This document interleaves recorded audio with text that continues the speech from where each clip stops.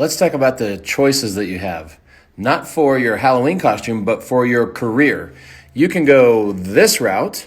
You've already paid 6 figures in debt, dedicated 7 years of your life trying to figure out how to get this job, which includes all this garbage. And if you're already in it, you know what I'm talking about. And if you're a student, you should probably get out because this is what's required.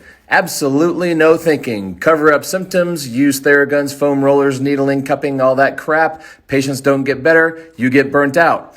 Or your second choice would be an expert clinician.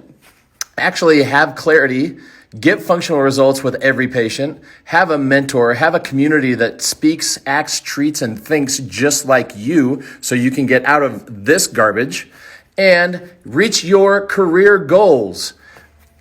So you've got a choice, not just this Halloween, but every day of the year. You can go clown or you can go expert. If you're ready to go expert, hit me up, get in the shift, and figure out how to get clarity, results, and reach all of your goals in less than 5 months.